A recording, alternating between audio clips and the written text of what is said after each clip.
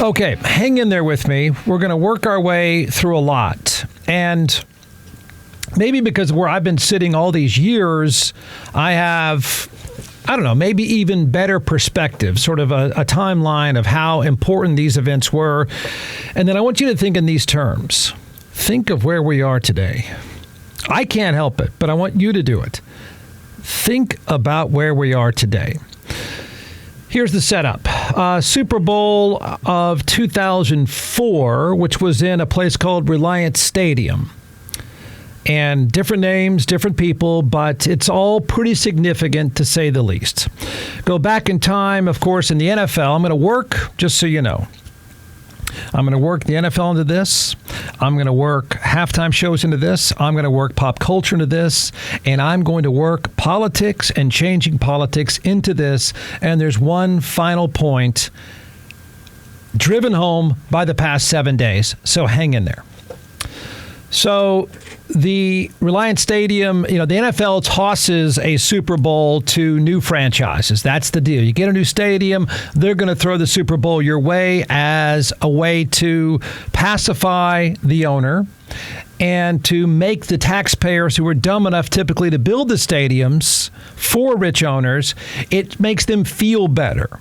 So that way some Chamber of Commerce person gets to tell everyone how money is circulating throughout the economy. So that's kind of the metric of how the NFL operates and has operated through the years, going back to 2004. That would be the Houston Texans start, brand new stadium. They get a Super Bowl. And then, of course, the rest is history. I think you can come up with others, but I think there's a pretty decent argument to be made that Super Bowl halftime show was one of the most impactful pop culture moments of the past 50 years. I said pop culture.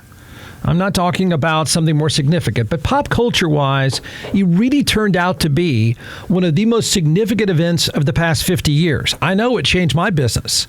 And then I'm going to add to it, this gives us a chance to circle back to slimy, trashy, pathetic politicians.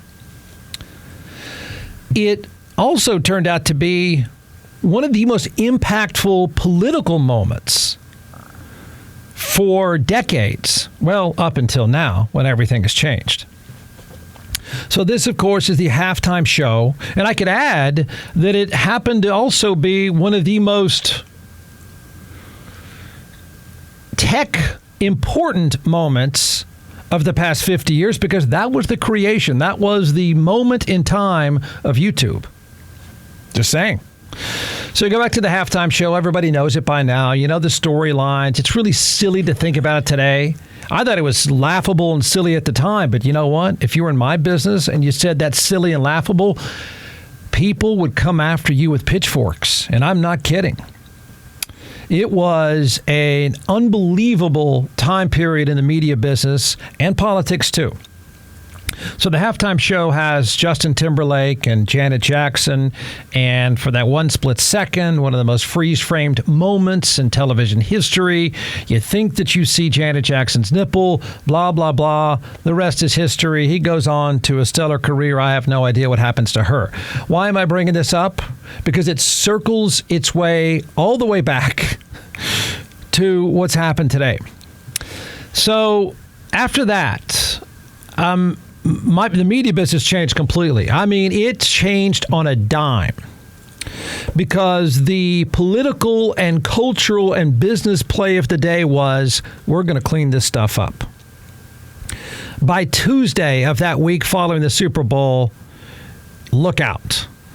There were complaints, there were fines. I mean, it was a free-for-all in going after smutty stuff. At the time, it was called smutty. Think about this now. But at the time, smutty stuff and what you talked about and what you said and the jokes you made, it completely changed the media business within days. I remember interviewing John McCain, Senator John McCain. And this is shortly after the Super Bowl halftime show. And there were a lot of politicians serving themselves up because they really wanted, particularly if they had an R next to their name. If they had an R next to their name, they really, really wanted to talk about what happened during that halftime show. And on top of everything else, it changed halftime shows as we know them. It made them extra boring and terrible. But I'm talking to John McCain, and he's talking about legislating media, regulating media, all this stuff. And I said, well, first of all, why do you want to spend time and energy on this? What makes you think this is a good use of your time? And what makes you think you could even do this? And he said, because we can. Oh, okay. That was code for you pop off too much, I'll fine you too, buddy. So the whole landscape changed. I mean, everything changed. Politics changed. And if you don't recognize that, you are clueless, because that party with an R next to their name became the party of family values. And this was the jumping off point. Now I'm going to find a way to work in, are you ready for this collection of stars? I'm going to find a way to work in Gary Hart, Clayton Williams, Ken Paxton, and the great Congresswoman of Colorado, Lauren Boebert. I'm going to work them all together. Okay? Hang in there with me. You don't even know who these people are, probably. So, remember back in time, so Gary Hart was a presidential candidate. I'm not blaming his issues on, I think he was a presidential candidate even before the Super Bowl halftime show. I'm just using him as a point of reference here, how things have changed. So, on one landscape, the media industry is completely under attack to, quote, clean itself up, right? It was the political play of the day. It was the party of family values, more family values, and we're going to start with the media industry. We've had it with this stuff, and that Janet Jackson thing, that just set us off. And it worked. And it was that way for a long, long time until, well, recently. So Gary Hart, remember, at one time, Gary Hart was a presidential candidate, right? Democratic candidate, and a lot, I think at the time, was probably the favorite to even win. And there's a lot of stories about him having an affair, and he challenged the media to follow him to prove that he was having an affair. Sure enough, they did. Goodbye, Gary. He's done. Out. Game over. Goodbye. Have an affair. Huh. Laugh all you want. Clayton Williams was, at the time, the favorite to be the next governor of Texas. Rich guy. I think he was a telecom guy or something like that.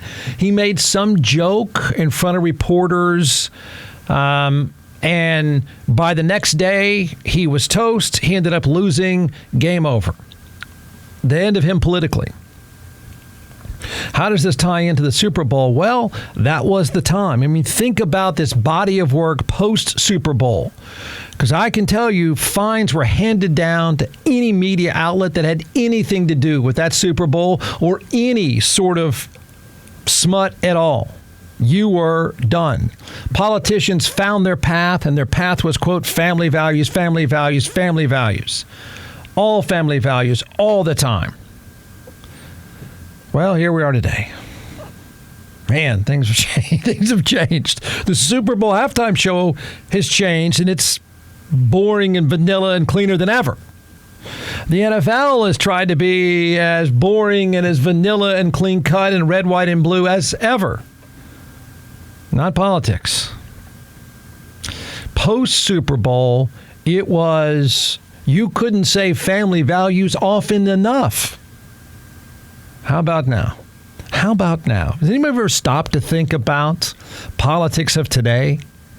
How things have changed? I know because I sat behind a microphone dating back to that time. I know because you're absolutely under attack because the play of the day was family values, clean it up. Clean it up, man. Think about the past week. Ken Paxton, Lauren Boebert. Think about this. Not only are they not done, Gary Hart is done. One snide comment, one affair, the man is toast within hours. The NFL is a halftime show where you think you might have seen Janet Jackson's nipple, and the entire industry, anybody that even aired that thing, was going to get fined and ridiculed. And the fax, yes, there were fax machines then. Fax machines were on fire with complaints. That whole business had to be cleaned up. Media was going to get cleaned up. Politics, the political party of family values found their path. And then today. Just think about the past week. Jeff, are you about to make this political? I don't think it's politics at all. We don't talk about war and taxes, so forget that stuff. We don't ever talk about war and taxes. Nothing is about politics. It's just about a culture war. What is amazing is to think about the past week with Ken Paxton, who makes Donald Trump look ethical. The guy is, can you imagine Ken Paxton, the Attorney General of the state of Texas? I mean, if Gary Hart and Clayton Williams were eaten alive politically, could you imagine that guy? That guy's a cesspool of corruption, allegedly. There you go. I qualified it. Can you imagine that? I mean, you couldn't even, I'm not even sure there was a Heller Dam that was allowed for several years after the Janet Jackson, Justin Timberlake potential nipple shield. Now, look at us. Look at politics now. So I bring this up because obviously Ken Paxton is going to be the Attorney General. He has multiple felonies hanging over his head. His entire staff tried to throw him under the bus with corruption charges to cover up for his affairs, and none of it mattered. None of it matters to the voter. None. People that would eat a talk show host alive for making jokes about the halftime show years ago could care less now. That takes us all the way from the halftime show. Let's connect the dots here. The environment, the cultural environment, and the political environment post Super Bowl halftime show. Take that environment and think about today. Think about Lauren Boebert. What a piece of work. She has zero political risk for groping a dude at a play. Zero. Gary Hart cracks a joke and he's done. Done. Goodbye, good night. So Lauren Boebert is currently the Congresswoman of Colorado, a Congresswoman from Colorado. She was seeing the play musical Beetlejuice. We're not quite sure what that is yet. And she got kicked out. And there's only one thing she's apologizing for, okay? I mean, imagine not all that long ago, a politician being caught on video, groping each other, making out, flipping off the ushers, vaping, dropping an F-bomb or two, and then suffering no political consequence whatsoever. Zero. Zero. Hell, Janet Jackson's career was practically ruined for far less. And now look at us today. The party of family values has Ken Paxton and Lauren Boebert. So Lauren Boebert, I predicted yesterday, so she's caught on this stuff. She said, oh man, stress of divorce and all this stuff. And I said, the only thing that's risky for her as a politician, again, go back to post-Super Bowl. Think about it. You're finished. Your career is over. Over if you even were hinting at something pretty trashy, right? I said yesterday, the groping won't matter, the vaping won't matter, the F-bombs won't matter, getting kicked out of Beetlejuice won't matter. Making out with a Democrat does. What is the one thing today? What is the one thing today?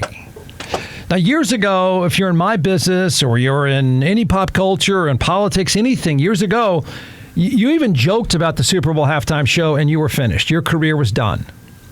You were done. Lauren Boebert is perfectly fine politically, just like Ken Paxton. Nothing will happen. Nothing will change. The only risk that she was running was making out and groping a Democrat. So what did she apologize for today? Did she apologize for singing, getting kicked out, F-bombs, vaping, groping, him groping her groping him? No. No. She just wanted to let you know she's dumped the guy because he's a Democrat. That's her risk. That's the only risk she had. And she knew it, and I knew it yesterday. That's the one thing that would make her supporters angry.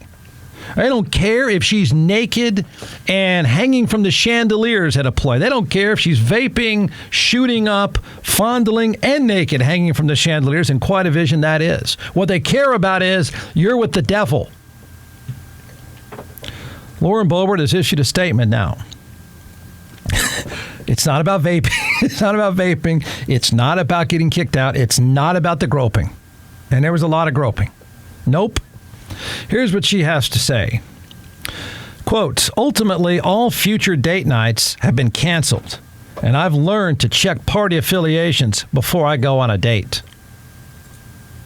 He's out. She's fine. She just will not go out with a Democrat again, and that'll solve this problem. Isn't that amazing to think about? That's just unbelievable. I mean, look at Ken Paxton. Nothing. And it wasn't that long ago. If you even slipped up and said some joke about that halftime show, there isn't a politician, certainly with an R next to their name, that wouldn't eat you up. You'd be chum in the water at that time. You were out of office, and if you're in the media business, you were screwed. Now we catch a politician, forget Paxton. Just forget that. That's hopeless. We catch a politician groping someone else, and all she's worried about is the dude that runs a bar in Aspen was a Democrat.